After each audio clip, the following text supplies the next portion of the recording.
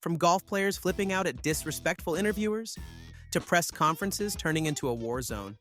These are the 20 moments when golf interviews went horribly wrong. Well, to start with, fair warning, this one's weird and kinda cringe. June 17th, 2012, the US Open at Olympic Club in San Francisco. Webb Simpson has just won his first major championship, a one-stroke victory over Michael Thompson and Graham McDowell. He's standing on the 18th green holding the trophy, about to be interviewed by NBC's Bob Costas. Golf's biggest moment, national television, millions watching. And then some guy dressed in red, white, and blue, sporting a mohawk-styled knit hat, walks directly in front of the cameras and starts making bird noises. Loud, obnoxious bird calls, squawking like he's auditioning for a nature documentary. USGA Executive Director Mike Davis immediately yanks the man, later identified as 40-year-old Andrew Dudley from England, out of view. But Simpson? He handles it like a champ. Turns out Dudley, who went by Jungle Bird, was drunk and claimed to be a deforestation activist protesting habitat loss. He blended in with media members during setup, then made his move. Police detained him in a drunk tank until he sobered up, but he wasn't charged. He had a ticket to be on the grounds, and technically, there's no law against making bird noises. There's this thing about American golfers playing in Europe. Most of them handle it fine. And then there's Bubba Watson in 2011.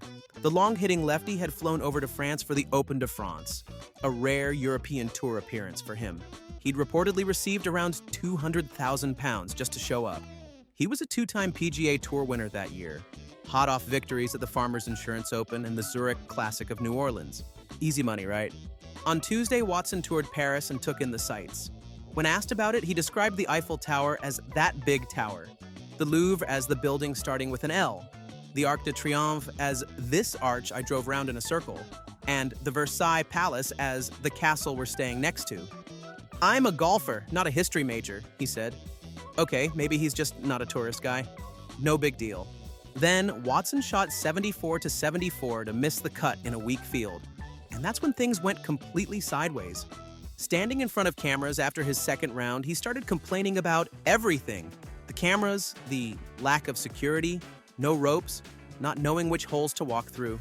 Reports also surfaced that Watson refused to share a courtesy car with another player and demanded his own. And just like that, he managed to insult an entire nation. The ugly American stereotype? Bubba just handed it a megaphone. Now, back at more recent times, October 2022, Trump National Doral in Miami, Live Golf's season-ending team championship is about to kick off, and the team captains are sitting down for a press conference to select their quarterfinal opponents. Brooks Koepka, captain of the 5th-seeded Smash GC, has the choice to pick any team from seeds 5 to 12. Before he can answer, Phil Mickelson jumps in, reminding Brooks he can pick any team without a bye. Then teases that if he wants a 2021 PGA rematch, he should pick his. That's when Koepka fires back. "You probably don't know this because you've never been number one in the world. At the end of the year, they give you a little trophy. I have about 2 of those, so I could bring one of them show you if you'd like." The room erupts, but Mickelson's ready. "That's a beautiful green shirt you have there. Do you have a green jacket?" Ouch, that must have hurt. Knowing full well Brooks has never won the Masters. But the exchange was so good that Golf Digest wondered if it was scripted or rehearsed. When they actually played each other in the quarterfinals, Brooks destroyed Mickelson 6-4. It's 2016, and there's a 23-year-old golfer sitting in front of cameras at the Omega Dubai Ladies Masters Media Conference. She came here with one goal: don't cry. No matter what happens this week, no matter how she plays, just keep it together. She doesn't make it past the first question. This is Paige Spiranak, being real. A year earlier, she'd made her professional debut at this exact tournament. Missed the cut, finished dead last at 15 over par. Not great, but hardly unusual for a debut.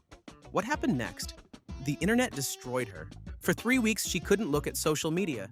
The abuse wasn't about golf, it was vicious personal attacks. They called her a disgrace, questioned her sexual habits, attacked her parents, her family. People told her the world would be better off without her. Death threats, all because she wore athletic clothes and had a social media following. At 22, dealing with depression, she felt worthless. So when Golf Digest Middle East asked about the cyberbullying at that 2016 press conference, everything came flooding out. Her voice cracked, tears filled her eyes. She apologized, then kept going anyway. The room went silent. She talked about feeling worthless, about almost quitting golf entirely, about how it didn't matter how she played that week. Nothing would change what had happened to her. But the trolls, they got exactly what they wanted: to see her break. A few years before that, Tiger Woods was destroying the field on his way to becoming the youngest Masters champion ever, and the first black golfer to win a major. It is April 13th, 1997. He's about to win by 12 strokes in what many consider the most important victory in golf history. Fuzzy Zoeller, the 1979 Masters champion, has just finished his final round, a 78 that leaves him 25 shots behind Woods, tied for 34th. Reporters catch him for a quick interview, ask him about Tiger. And Fuzzy says this: "That little boy is driving well and he's putting well. He's doing everything it takes to win. So, you know what you guys do when he gets in here?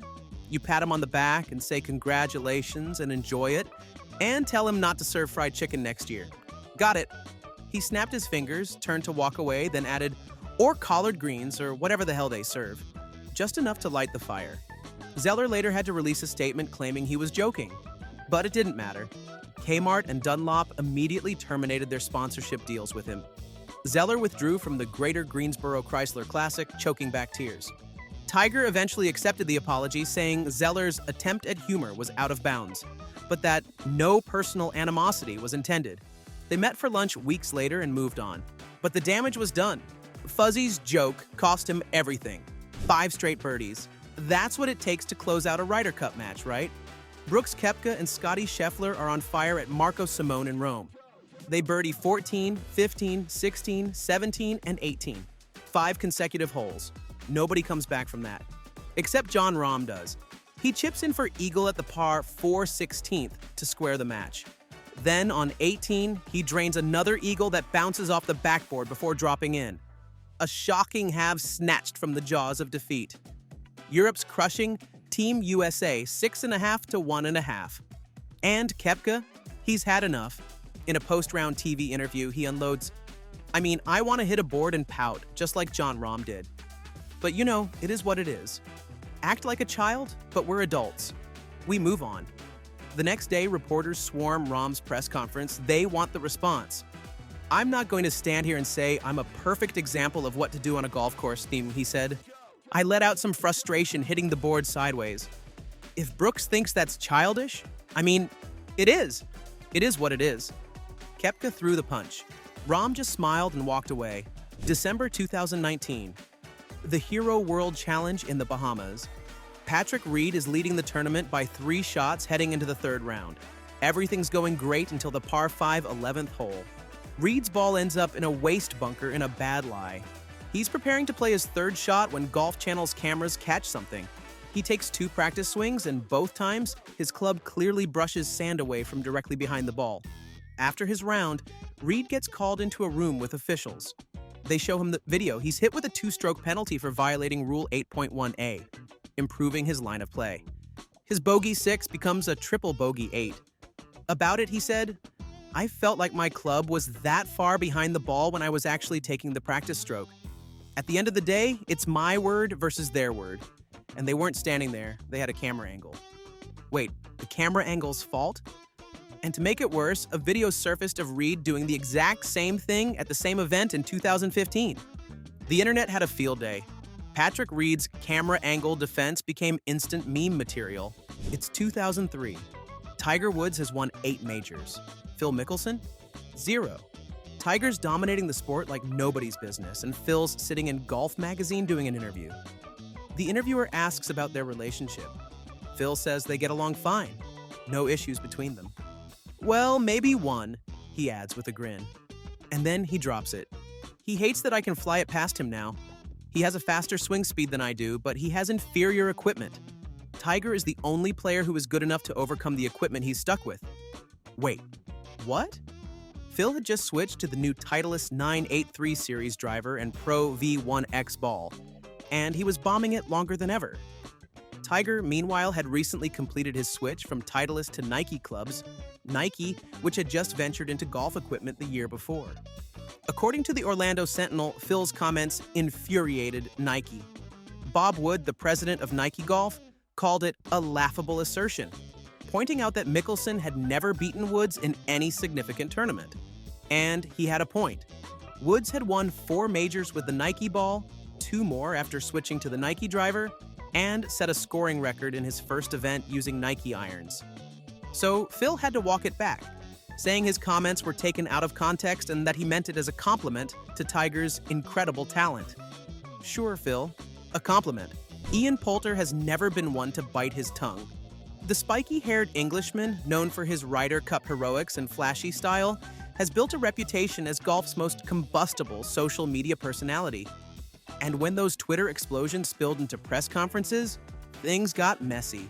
In 2016 at the Valspar Championship, a man named J.J. Downham heckled Poulter from the gallery, yelling things like, "You will not make the Ryder Cup team, and you will hit it in the water."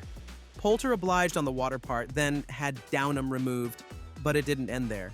Downham bragged about it on X, saying he'd psyched out Poulter. Poulter fired back by tagging Downham's employer, Florida Southern College, in a tweet. Days later, Downham was fired.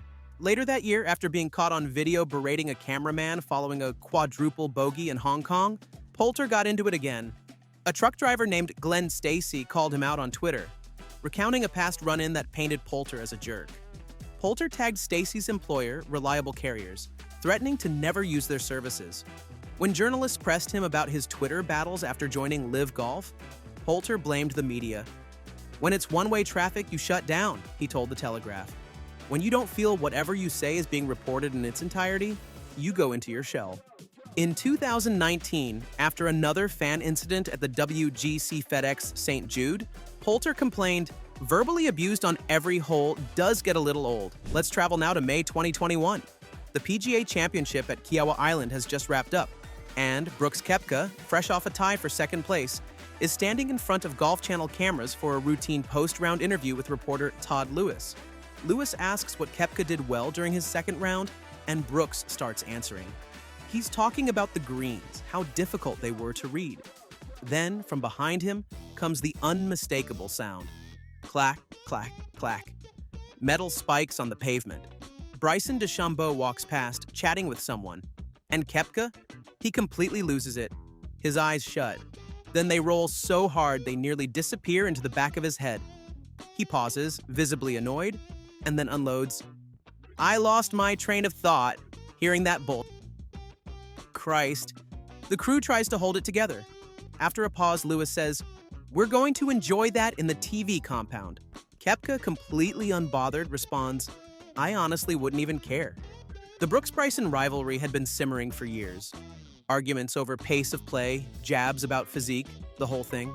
But this was the moment everyone could viscerally see just how much Koepka does not like DeChambeau. This happened just back in June 2025. The Rocket Mortgage Classic in Detroit. Colin Morikawa is holding a pre-tournament press conference, and things are about to get uncomfortable. Golf Week reporter Adam Schupak asks Morikawa about his caddy situation for the upcoming British Open. Instead of answering, Morikawa fires back about an article Schupak had written earlier that day. The article included a quote from Morikawa saying he'd address the caddy question later in his press conference because he was with his Pro-Am partners. The line had since been removed from Schupak's story, but Morikawa wasn't letting it go.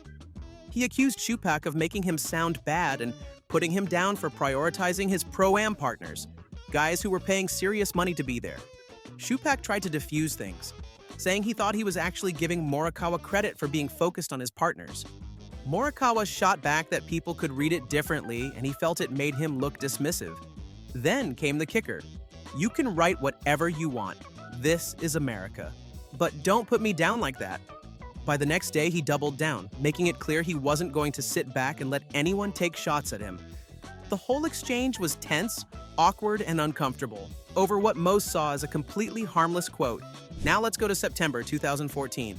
At Gleneagles, Scotland, the US Ryder Cup team has just lost 16.5 to 11.5 to Europe, their 8th defeat in 10 matches. All 12 players sit at the dais for the post-match press conference, with Captain Tom Watson positioned just a dozen feet from Phil Mickelson. 8 questions in, barely 9 minutes into the presser, a reporter brings up Valhalla, asking what worked back in 2008 and why it hasn't worked since. Mickelson takes a long pause before breaking it down. Azinger had everyone bought into the process, from pairings to picks to pods, and the team had a real game plan. Then he points out that the US has drifted from that winning formula in the last 3 Ryder Cups. He never says Watson's name, but he doesn't have to. Then comes the dagger. Nobody here was in any decision. The room goes silent. Hunter Mahen, sitting next to Mickelson, looks uncomfortable. Watson holds a tight smile with hard eyes.